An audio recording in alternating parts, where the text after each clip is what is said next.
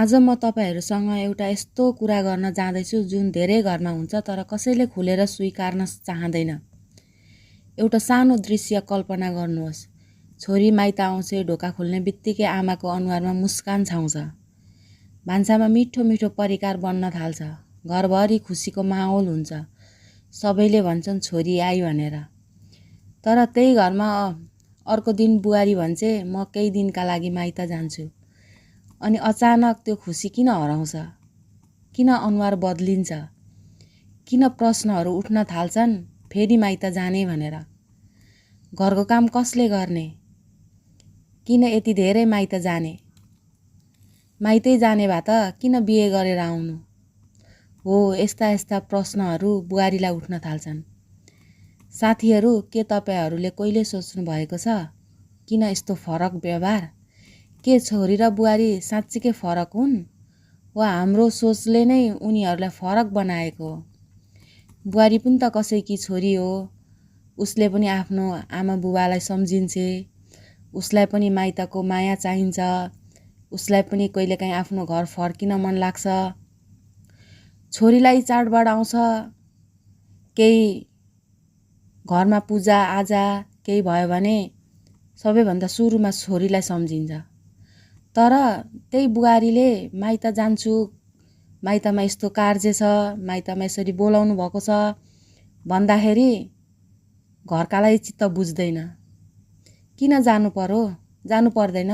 घरमा सबै काम कसले गर्छ? म त सक्दिनँ भन्ने खालको कुरा उठ्छ। तर किन उसको त्यो चाहना बुझिँदैन? यो केवल एउटा सानो घटना जस्तो लाग्न सक्छ, तर यसले एउटा महिलाको मनमा कति चोट पुर्याउँछ, कति भावना दबिन्छन् त्यो हामीले कहिले महसुस गरेका छैनौँ। साथीहरू, आजको भिडियोमा हामी यही विषयको गहिराइमा जानेछौँ। किन छोरी माइत आउँदा खुसी हुन्छन् तर बुहारी माइत जाँदा रिस उठ्छ? के यसको कारण परिवार हो कि समाज हो वा हाम्रो आफ्नै सोच? यदि तपाईँ पनि सत्य सुन्न चाहनुहुन्छ भने यो भिडियो अन्तिमसम्म हेर्नुहोस्, किनकि हामी केवल कुरा गर्न होइन, हामी सोच बदल्ने प्रयास गर्नेछौँ। अब सिधै मुख्य कुरातिर जाउँ। हामीले सबैले देखेको महसुस गरेको एउटा यथार्थ हो, छोरी र बुहारी बिचको व्यवहारमा फरक। तर यो फरक अचानक आएको होइन, यसको पछाडि केही गहिरा कारणहरू छन्। ती कारणहरू के रहेछन् त? अब बुझौँ है त। पहिलो नम्बरमा रहेको छ अपनात्वको भावना। सबैभन्दा ठुलो कारण यही हो। सासूका लागि छोरी जन्मेदेखि आफ्नै हुन्छन्। उसको हरेक खुसी दुःख बाल्यकालदेखि नै जोडिएको हुन्छ। तर बुहारी एक दिन अचानक त्यो घरमा भित्रिन्छन्। त्यसैले मनले तुरुन्तै स्वीकार्न सक्दैन। अझै पनि कतै न कतै पराई भन्ने भावना बाँकी रहन्छ।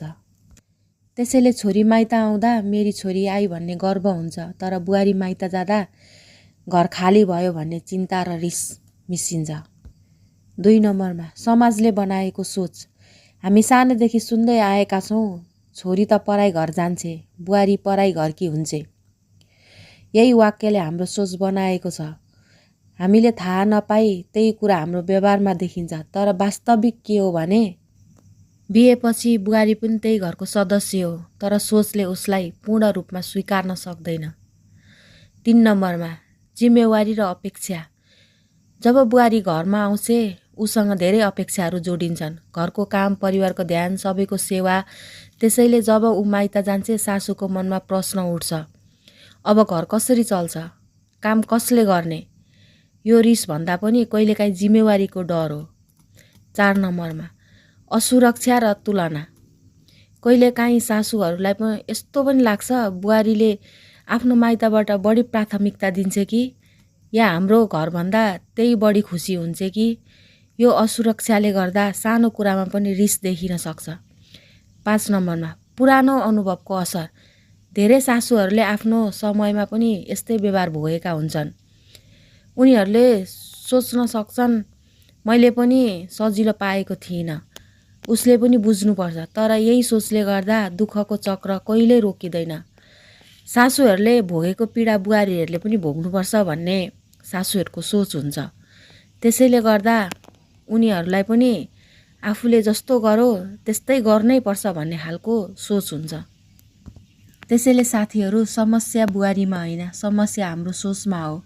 छोरी र बुहारी बीच फरक देख्न छोड्यो भने घरमा झगडा होइन, माया बढ्छ। याद राख्नुहोस्, बुहारीलाई छोरी बनाउने जिम्मा सासूको पनि हो।